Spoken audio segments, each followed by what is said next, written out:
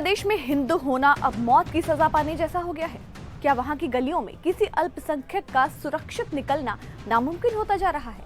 ये सवाल हम इसलिए पूछ रहे हैं क्योंकि पिछले कुछ दिनों में जो खबरें आई हैं वो किसी का भी कलेजा कपा देने के लिए काफी हैं। एक के बाद एक हत्याएं और शिकार कौन? सिर्फ हिंदू समुदाय के लोग। ताजा मामला सोमवार की रात का है।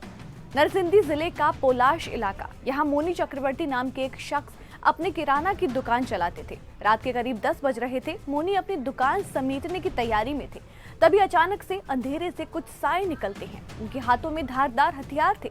बिना किसी चेतावनी के, बिना किसी बहस के मोनी चक्रवर्ती पर हमला कर दिया जाता है।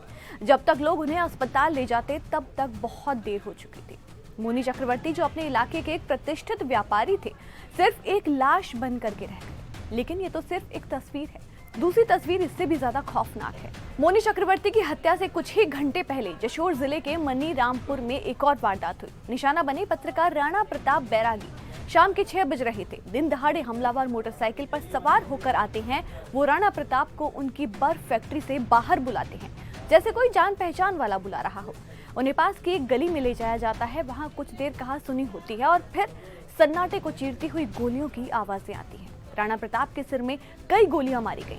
हमलावर आराम से फरार हो गए और पीछे छोड़ गए एक परिवार की चीखें, दहशत। ये 2 मौतें इकलौती नहीं हैं। अगर आप पिछले कुछ दिनों का लेखा जोखा लें तो ये आंकड़ा अब 6 पर पहुंच चुका है। ये वो 6 नाम हैं जो रिकॉर्ड में आए हैं, लेकिन असलियत शायद इससे भी कहीं ज्यादा डरावनी हो सकती है। इन नामों को गौर से सुनिए। मोनी चक्रवर्ती, राणा प्रताप बैरागी, दीपू दास, अमृत मंडल, ब्रजेंद्र विश्वास और खोकोन दास। इनमें से हर एक की मौत की कहानी रोंगटे खड़े कर देने वाली है। दीपू दास पर ईश निंदा का आरोप लगा और उनकी जान ले ली गई। कारोबारी खोकोन दास का कसूर क्या था?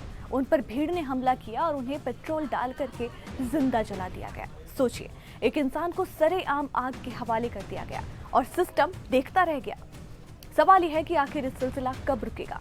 बांग्लादेश में इस वक्त सांप्रदायिक तनाव अपने चरम पर पहुंच चुका है। हिंदू समुदाय के लोग अब अपने ही घरों में डर के साए में जीने को मजबूर हैं। उन्हें समझ नहीं आ रहा है कि अगली बारी किसकी है।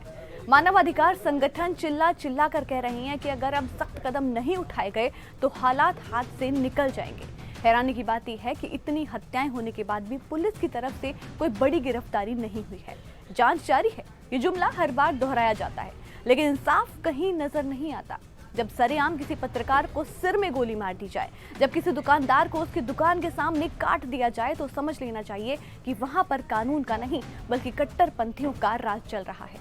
बांग्लादेश में जो हो रहा है वो सिर्फ एक देश का आंतरिक मामला नहीं है, बल्कि मानवता पर हमला है। आखिर कब तक वहां के अल्पसंख्यक अपनी जान की भीख मांगते रहेंगे? क्या बांग्लादेश की सरकार इन हत्यारों को रोक पाएगी या फिर ये खूनी खेल यूं ही चलता रहेगा?